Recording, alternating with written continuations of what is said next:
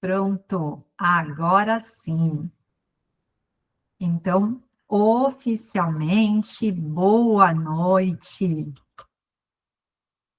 Seja bem-vindo, bem-vinda a todos vocês. Vi que tem aqui algumas mensagens, CDPC, Camila, FLN Advogados, boa noite. Sejam todos, então, muito bem-vindos. Já deixei aqui na tela o aviso que já está sendo gravada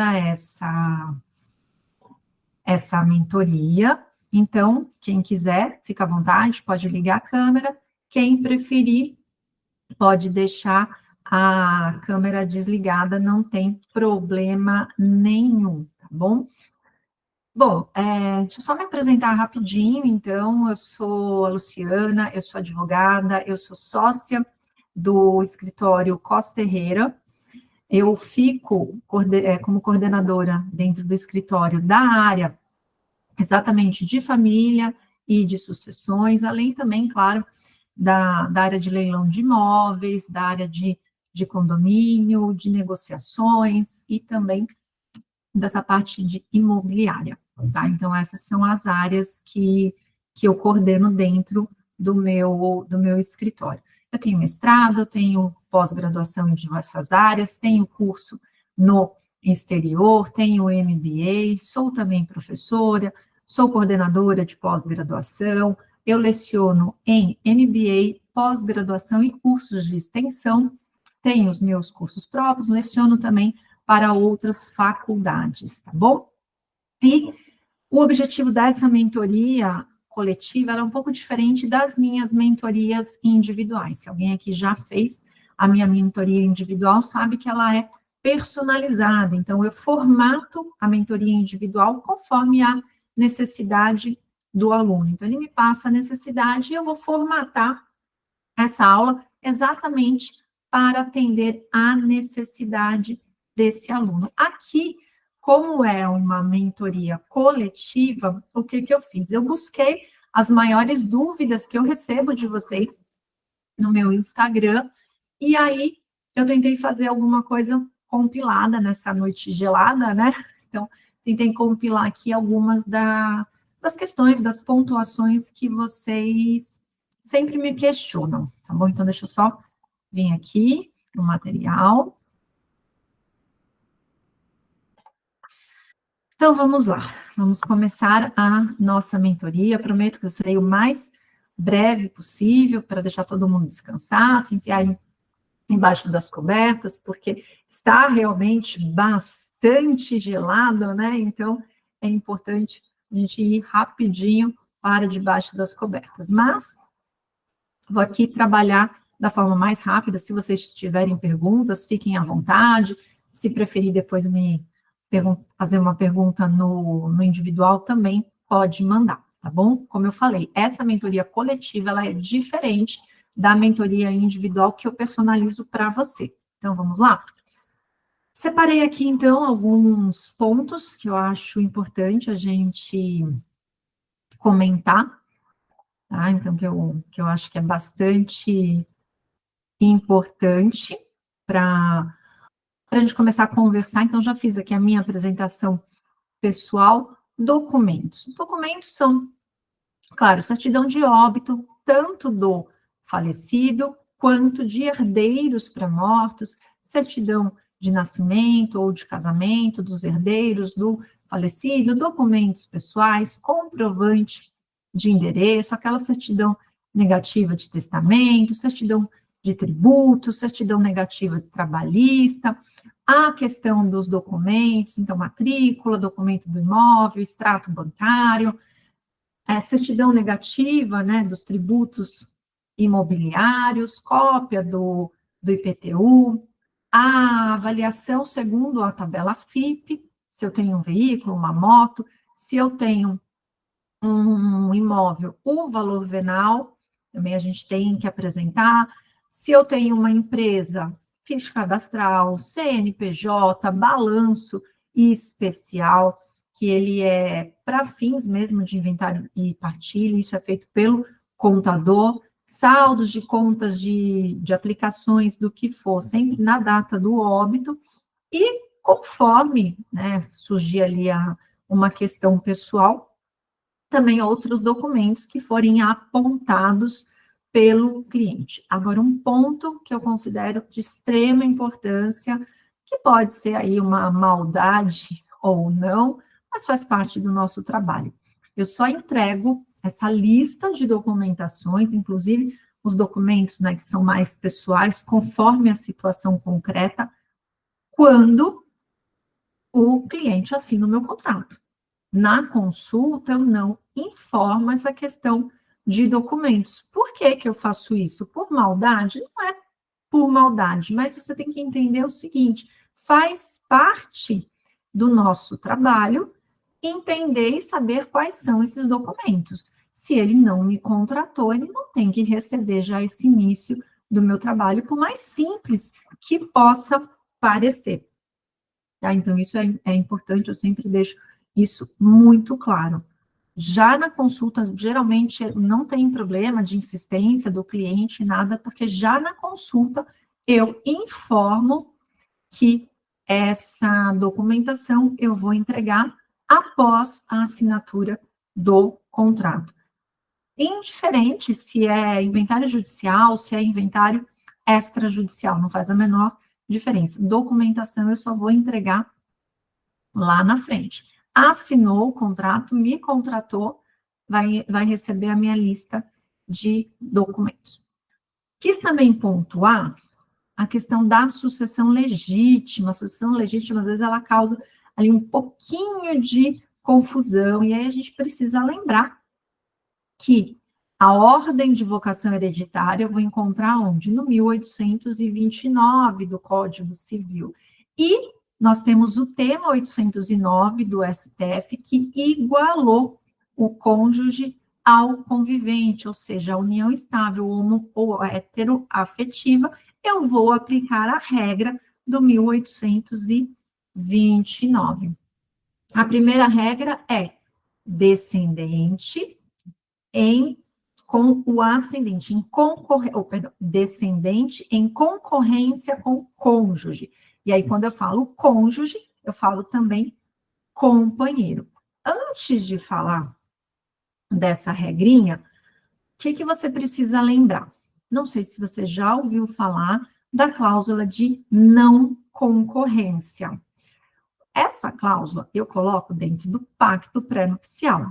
Tá? Essa é uma cláusula bem importante, e isso faz valer muito mais o meu contrato, a minha cláusula, o meu pacto pré-nupcial. Então, os meus honorários valem muito, porque esta é uma das cláusulas que eu coloco.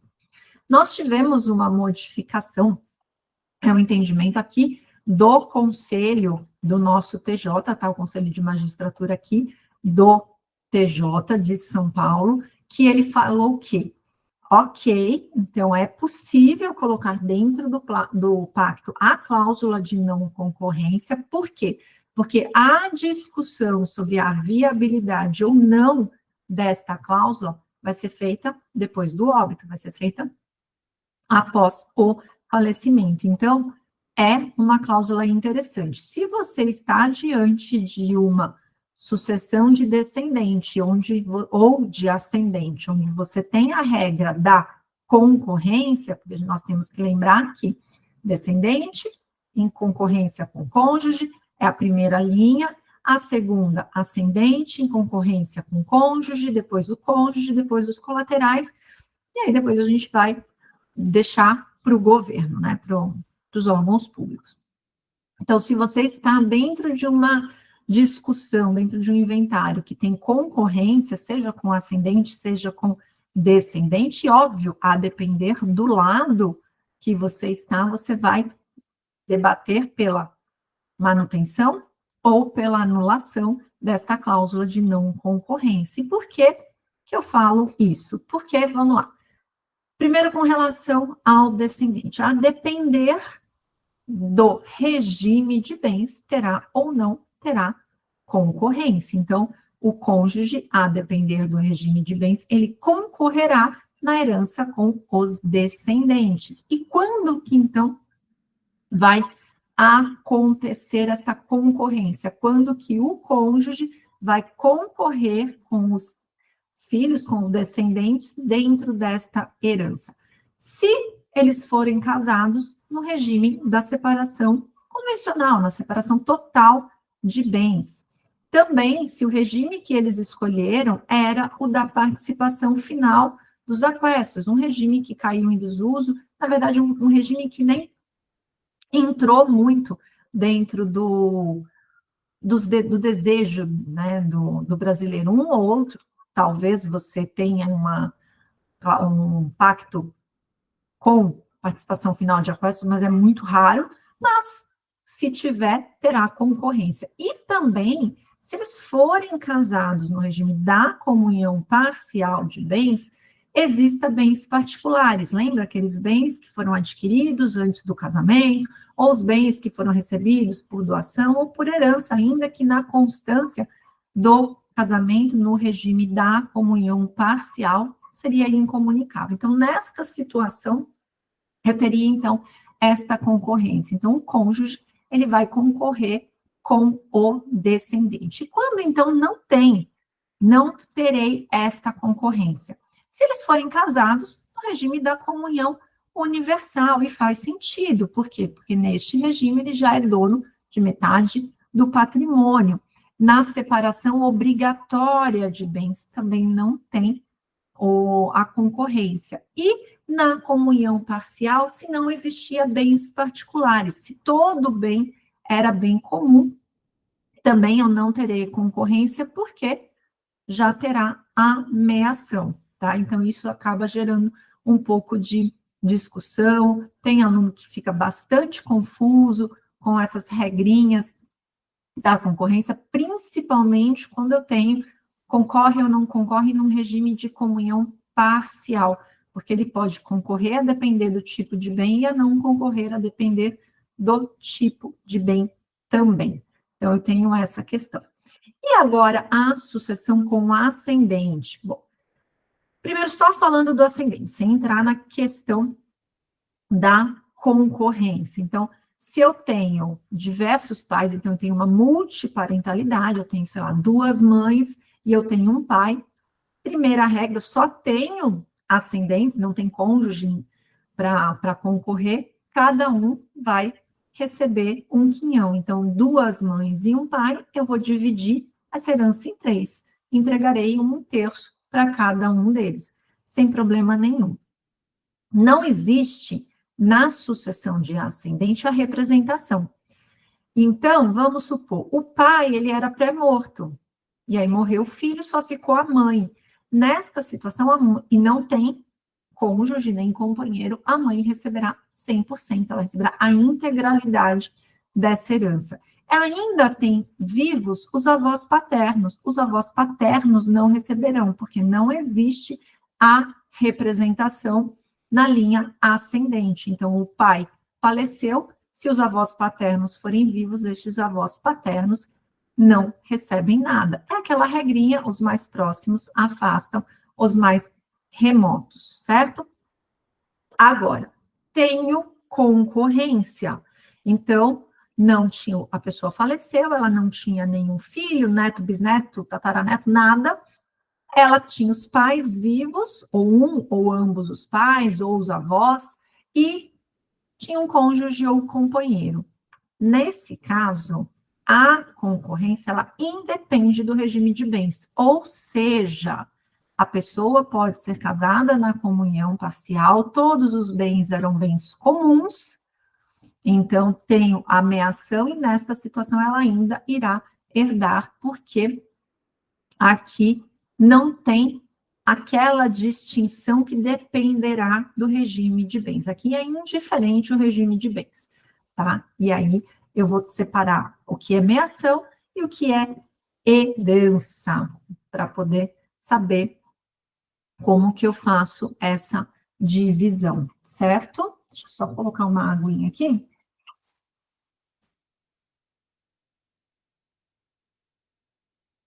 Então, vamos lá. Vou fazer um resuminho aqui nessa concorrência. Então, tenho cônjuge concorrendo com pai e mãe. tá? Então, pai, mãe vivo e o cônjuge vivo. Eu vou dividir a herança em 3 partes. 1/3 para o pai, 1/3 para a mãe e 1/3 para o cônjuge. Opa, eu fiz aqui. Cota igualitária, sem problema nenhum, certo? E aí, vamos supor que, nesse meu modelinho, o pai morreu. Então, tem a mãe viva e tem o cônjuge ou companheiro. Neste caso, eu vou dividir por 2, 50% para cada um. Lembra? Eu não tenho representação na linha ascendente. Então, a mãe está viva, o cônjuge está vivo, o pai já era falecido, divido por 2, 50 para cada. Mas vamos supor que não tem os pais vivos, mas tem avós vivos. Nesta situação, automaticamente o cônjuge já terá direito a 50%. E os outros 50% eu vou dividir por linha materna ou linha paterna. 25 para materna, 25 para paterna, se ainda existir as duas linhas. Lembrando que eu também não tenho representação. Então, não tenho pais, vai ter, os avós vão receber. Se eu tenho avós da linha materna, avós da linha paterna, cada um deles vai receber metade da sua cota, certo? Aí eu tenho a avó e o avô materno, mas eu só tenho a avó paterna. Do mesmo jeito, eu vou dividir 50% para o cônjuge, aí os outros 50% vai ser dividido em linhas, 25 para cada linha. A mãe, a avó e o avô paterno, cada um vai receber metade desses 25%. E a avó paterna, que era a única que estava viva da linha paterna, vai receber esses outros 25%, tá? Essa também é uma regrinha que gera bastante discussão, que deixa todo mundo na dúvida e às vezes você precisa desenhar. E aí eu não tenho descendente, eu não tenho ascendente, qual é a terceira classe? A terceira linha é só o cônjuge, ou seja, aqui ele é herdeiro exclusivo, também indiferente à questão do regime de bens.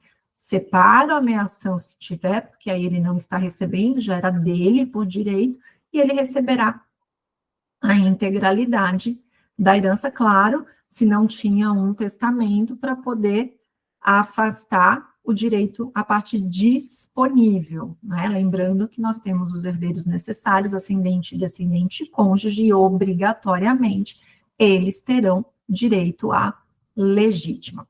E a sucessão dos colaterais? Aí eu conto por geração.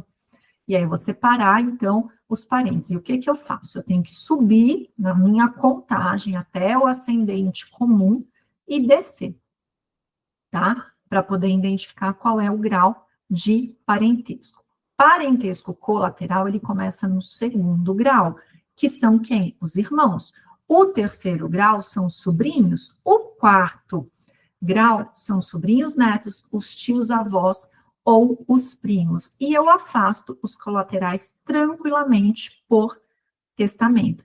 Classe mais próxima, a regrinha, ela vai afastar a mais remota. Isso aqui gera uma bagunça. E gera uma bagunça tão grande que eu estou com um inventário onde eu precisei desenhar esta situação. É um inventário misto. É um inventário que tem uma parte de testamento e uma parte de sucessão legítima. Dentro da sucessão legítima, esta sucessão são de colaterais. São sucessões de sobrinhos, todos os irmãos do falecido já eram pré-mortos. Então, a sucessão ela foi de sobrinhos. E aí, a advogada de uma das partes, ela entrou com uma petição falando que precisava incluir dentro deste inventário os filhos do sobrinho pré-morto.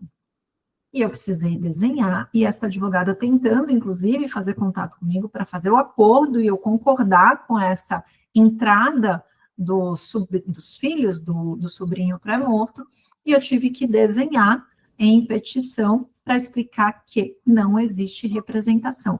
A única regra de representação que eu tenho na linha colateral é quando eu tenho irmãos, e um dos irmãos ele é pré-morto, e aí, neste caso, os filhos, que são sobrinhos do autor da herança, ele vai representar. Então, eu tenho a representação, que é por sucessão por estirpe, lembra? Por cabeça e por estirpe. Então, aqui nesse caso, eu teria por estirpe. É a única hipótese. Agora, se eu tenho uma sucessão só de sobrinho, e um dos sobrinhos é pré-morto, os filhos deles não herdam, eles não representam, e isso gera confusão, muita confusão. Outro ponto que gera também confusão, irmãos bilaterais com irmãos unilaterais. Irmãos unilaterais, eles recebem o dobro dos irmãos unilaterais. É confusa a redação? É bastante confusa, mas a conta é simples. Eu pego os irmãos, a quantidade de irmãos bilaterais, multiplico por 2. E o unilateral, eu multiplico por 1, que vai dar ele mesmo. Eu somo a quantidade destas multiplicações e entrego as suas cotas. Então, vamos lá. Um irmão unilateral e 2 irmãos bilaterais. Então, eu vou multiplicar esses 2 irmãos bilaterais. Então, o primeiro irmão bilateral, eu vou contar ele 2 vezes. O segundo irmão bilateral, eu conto ele mais 2 vezes. Então, eu tenho 5 partes. Eu vou entregar uma parte para o irmão unilateral, 2 partes para o primeiro irmão bilateral e mais 2 partes para o segundo irmão bilateral. É confuso? É um pouquinho confuso, mas quando você entende, você deslancha. É só fazer essa continha. E às vezes a gente tenta fugir da matemática, mas precisa fazer umas continhas para poder entender essa cadeia de herdeiros, mas é muito gostoso. Eu, pelo menos, acho muito gostoso eu ficar destrinchando e entender quem herda o quê e quanto herda. É bem bacana. Seguindo ainda nos irmãos, eu só tenho irmãos unilaterais, aí eles vão herdar por partes iguais. Então, todos eles, eu era filho único da minha mãe, mas o meu pai tinha mais 5 irmãos. E aí, todos esses irmãos vão herdar partes iguais, porque a pessoa só teria um irmão, os irmãos bilaterais, certo? Então, vamos lá, vamos entender um resuminho aqui dessa questão dos colaterais. O primeiro que eu vou chamar nos colaterais são os irmãos. E aí, se eu tenho algum irmão pré-morto, que faleceu antes do autor da herança, eu tenho a representação. Então, eu chamo sobrinhos para representar este irmão pré-morto. Da mesma forma, só para ficar fácil de você entender, se eu tenho um filho pré-morto, eu chamo os netos para representar esse filho pré-morto, tá? Para você entender, é nesse ponto. E aí, não tem irmãos, eu vou chamar os sobrinhos. Não tenho sobrinho, vou chamar os tios. Não tenho os tios, aí eu vou chamar todos os parentes de 4º grau. E quem são os parentes de 4º grau? Tio-avô, sobrinho, neto e primo. E aí, nesse caso, a pessoa faleceu, ela não deixou descendente, não deixou ascendente, não deixou cônjuge, não deixou companheiro, não deixou testamento, mas ela tinha uma tia-avó, uma sobrinha neta e uma prima, eu vou dividir a herança dela por 3, e cada um vai receber igualmente 1/3 dessa herança. Ok? Chatinho, mas quando você pega o jeito, você deslancha. Trouxe aqui também no destaque a abertura do testamento. Então, vamos lá. É muito comum, tá? Não é nenhum bicho de 7 cabeças, eu ingressar com a abertura do inventário. E aí, já com o inventário aberto, eu começo a solicitar a documentação, porque às vezes o cliente demora para entregar, e aí eu me surpreendo com uma certidão positiva de testamento. E aí, o que fazer? Sem problema nenhum, você vai pedir a suspensão para fazer a abertura desse testamento, para fazer o registro e o processamento desse testamento. Não tem problema nenhum.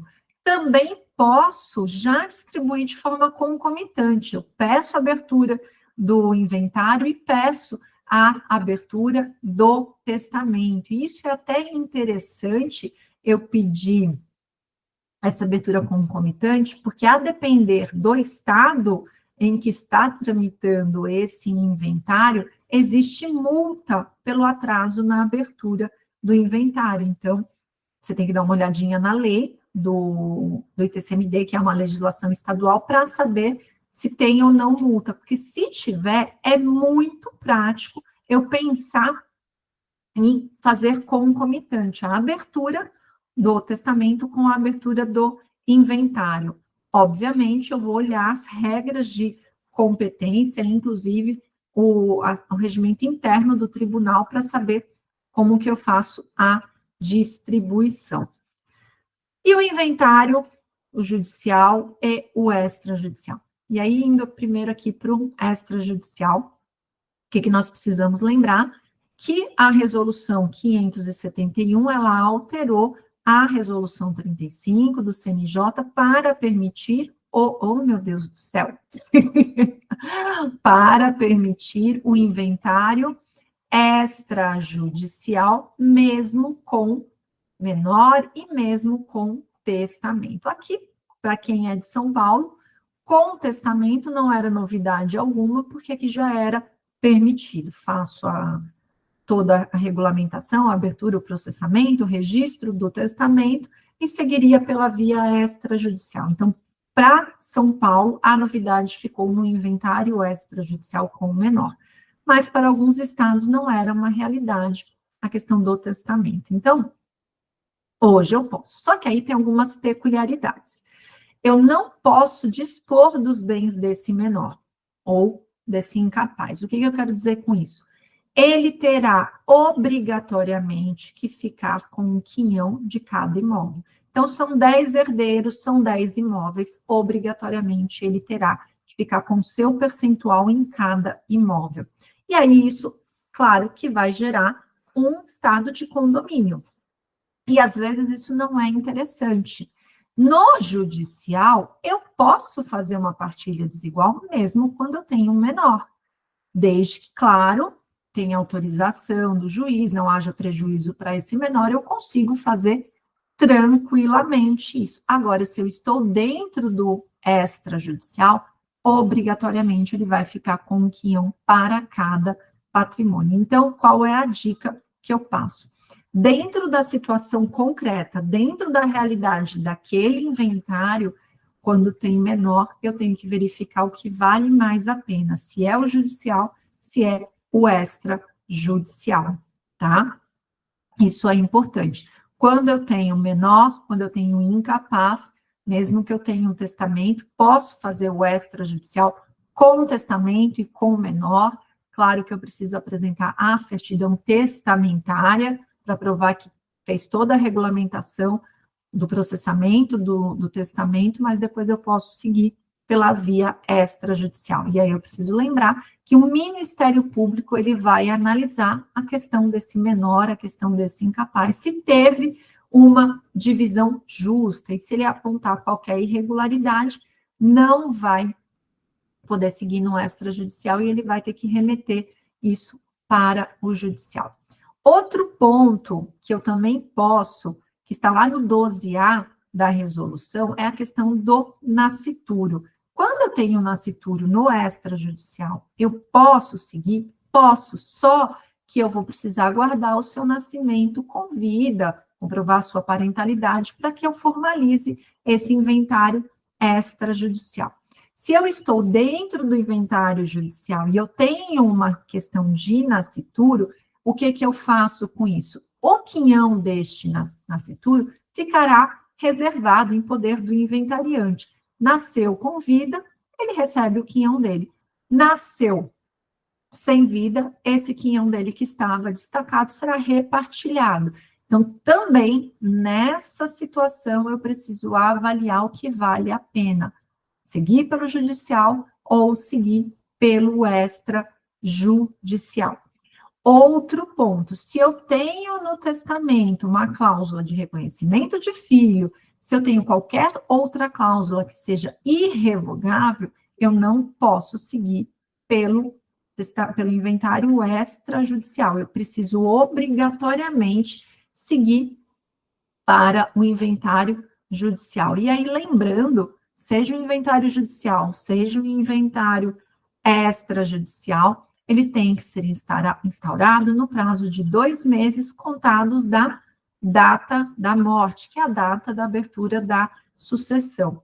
E tem que ser finalizado no prazo de 2 meses. É claro que este prazo ele pode ser prorrogado, mas esta regrinha de abertura dentro do prazo de 2 meses, ela vale tanto para o judicial quanto para o extrajudicial. Não abrir o inventário dentro do prazo. Não posso abrir mais? Você pode abrir a qualquer momento, mas a questão é o que eu falei. Tem estados que cobram multa no ITCMD por atraso na abertura do inventário, que obviamente vai causar atraso no recolhimento do ITCMD. Então, nestas situações, eu preciso analisar, tá? Dependendo, tá? O prazo ali está correndo, está acabando, entra com uma ação ou faz uma escritura de nomeação de inventariante só para você quebrar ou não passar desse prazo de 2 meses. Tem uma súmula 542 que o STF, ele disse que é válida essa multa que é aplicada pelo atraso da abertura do inventário. Então, não dá nem para você pensar em discutir, porque isso já está sumulado, já é uma questão sumulada, tá? Pedido de abertura é simples, tem no modelinho, é muito simples. Basicamente, eu vou juntar a certidão de óbito, tá? É bem simplesinha, é bem tranquila. Uma dica que eu gosto de passar sempre nas minhas aulas para os alunos. Quando eu faço a abertura do inventário, muitas vezes eu não tenho conhecimento de todo o patrimônio. Então, eu atribuo um valor da causa que muitas vezes ele não reflete a totalidade e eu vou pedir o deferimento para que as custas sejam recolhidas lá no fim do processo, porque aí sim eu conhecerei todo o acervo que esse falecido deixou. Tá? Geralmente os juízes eles atribuem que não tem muito problema com isso. Claro que eu preciso também verificar o regimento interno de cada tribunal para poder recolher essas custas corretamente, tá bom?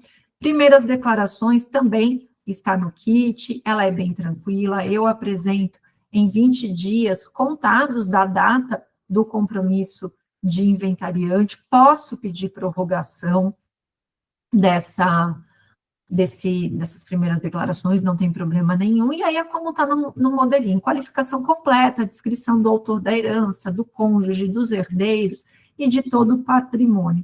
Últimas declarações também está no modelinho, dentro do kit, e aí eu posso ou corrigir ou acrescentar algum patrimônio que eu acabei de descobrindo ali no curso do inventário. Não teve nenhuma modificação, informa que não tem nada a acrescentar, nada a alterar. Também bem tranquilo isso. A partilha, que ela tem a natureza, né, de declarar, então ela vai colocar fim a esse estado de comunhão, a esse condomínio, e aí eu tenho o formal de partilha, que é o documento que eu levo a registro. Então, fiz todos os pagamentos de dívida, se existir, aí, num prazo de 15 dias, as partes, elas vão formular o seu pedido de quinhão da sua cota hereditária, tá bom? O esboço de partilha, deixei também modelo no kit, a gente sempre vai buscar, se possível, evitar a comunhão, então, de repente eu faço uma partilha um pouco desigual, e tem que fazer uma compensação para evitar a comunhão, mas muitas vezes não é possível. E aí eu preciso deixar o patrimônio em condomínio. Acaba sendo, eu sei que às vezes é um pouquinho chato, mas às vezes não tem como. Mas sempre que possível, a gente pode tentar deixar excluir a comunhão. Tive um inventário, ele tinha um menor, tinham bastante patrimônios, e dos imóveis, na verdade, ele era um elefante branco. Ele era um imóvel que, tecnicamente, ele valia bem, porém, para o mercado ali, ele não valia tão bem. E o Ministério Público não deixava vender, porque o Ministério Público queria que vendesse pelo valor que realmente era o valor que valia, e não pelo valor ali que estava aquecido dentro aí daquele núcleo imobiliário, e aí tinha um impasse. Eles estavam sempre pagando as despesas desse inventário e dilapidando o patrimônio. E aí, qual foi a ideia? Todos eles cederam suas cotas para um dos herdeiros, então fizeram uma cessão gratuita daquele imóvel, cederam. Este que recebeu a cota de todos os outros, ele comprou pelo valor que o Ministério Público tinha concordado, ele comprou a cota desse menor, depositou esse valor nos autos, e aí ele conseguiu vender pelo valor que realmente aquele mercado pagava, embora o imóvel valesse muito. Eu tenho uma situação que o imóvel vale bem, mas o mercado daquela região não vale tanto. E aí, como tinha esse disparate, foi a única solução encontrada. Então, dá para eu fazer essas tratativas, esses acordos dentro do judicial, porque aí eu remeto para o Ministério Público, para ele avaliar, não tinha prejuízo nenhum para o menor, estava bem tranquilo, e foi autorizado. E foi o jeito de parar de dilapidar o patrimônio, porque eles estavam gastando para manutenção daquele imóvel, e aí no final deu tudo certo. Então, são algumas estratégias que a gente precisa analisar diante do fato concreto, tá? Então, dá para fazer partilha desigual, mesmo que eu tenha menor, tá? Isso não é um impedimento, você sempre vai observar a proteção desse menor. E aí eu tenho o documento, que é o formal de partilha dentro do judicial, que é aquele que vai descrever os bens, e é o que eu vou levar no cartório de registro de imóveis para fazer o seu devido registro, que eu vou levar para fazer a transferência do veículo, para levantar o dinheiro que está no banco, se eu já não pedi para que esse valor já fosse transferido para dentro do processo, então é o documento que eu vou levar. Aqui em São Paulo e alguns outros estados também, eu posso pedir esse formal de partilha de forma eletrônica. É muito mais fácil, é uma folha que você vai levar no cartório, o cartório ele vai ter acesso ao processo com uma senha que vai ser disponibilizada para o cartório, e aí ele vai buscar os documentos que ele precisa e vai fazer as transferências e vai cumprir esse formal de partilha. Do mesmo jeito, se eu tenho um inventário extrajudicial, eu pego a escritura e eu levo para fazer esses registros e transferir o patrimônio conforme o que foi acordado para cada um. Geralmente, o que eu faço? Eu não faço esse registro. Tá? Nos meus honorários, no meu contrato, não tem esse serviço. Então, eu entrego o formal de partilha, ou eu entrego a escritura, e o cliente ele vai buscar esse registro. Se ele quiser que o meu escritório faça, aí ele tem que contratar esse serviço, porque não está dentro do meu serviço de honorários, certo? Já estou aqui indo para o final. Outro ponto, só tenho um herdeiro, eu não vou falar em formal de partilha, eu vou falar em carta de adjudicação. É só a nomenclatura que muda, posso também pedir aqui em São Paulo de forma eletrônica. Se eu não peço de forma eletrônica, se não tem essa possibilidade, aí eu preciso instruir com os documentos, com as peças mais importantes.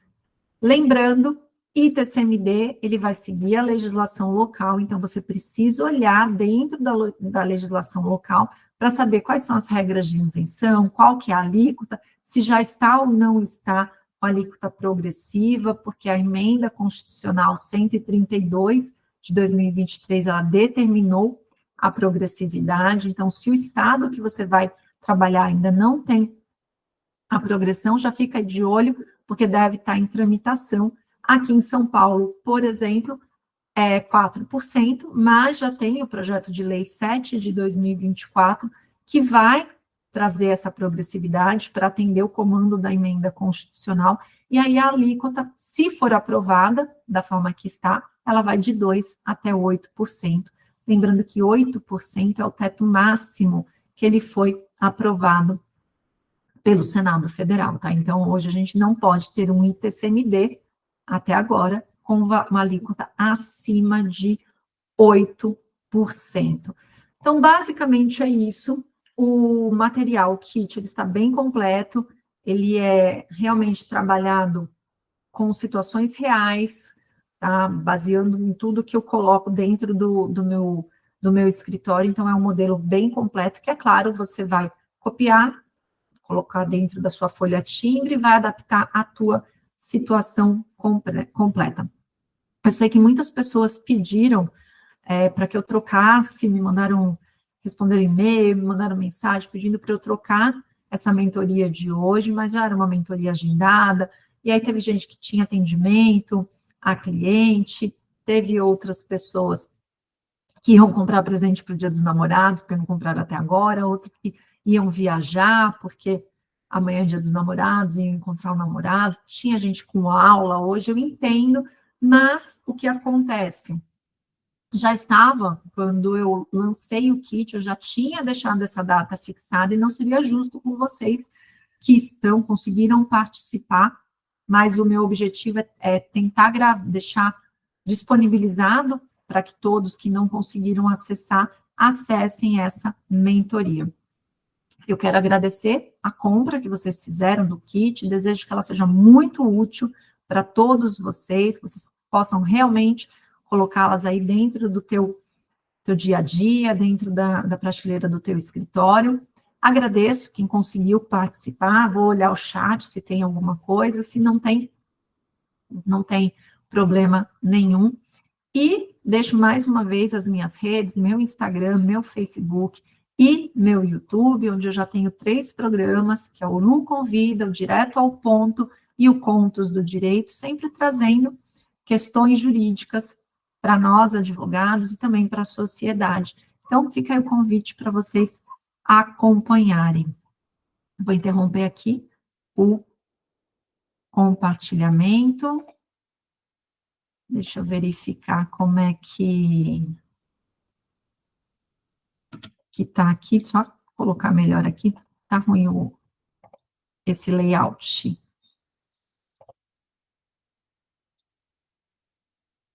Pronto, deixa eu ver, eu acho que não tem nenhuma mensagem, não tem nenhuma mensagem.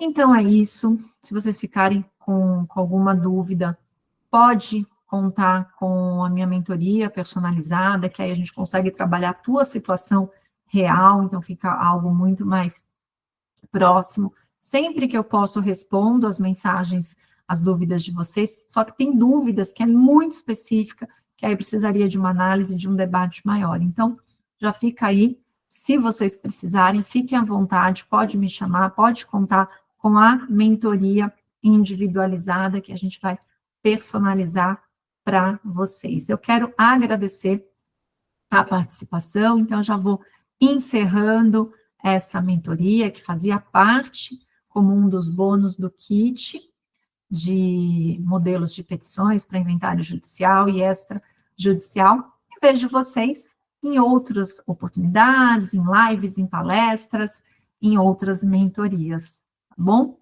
Até mais e muito obrigada pela participação.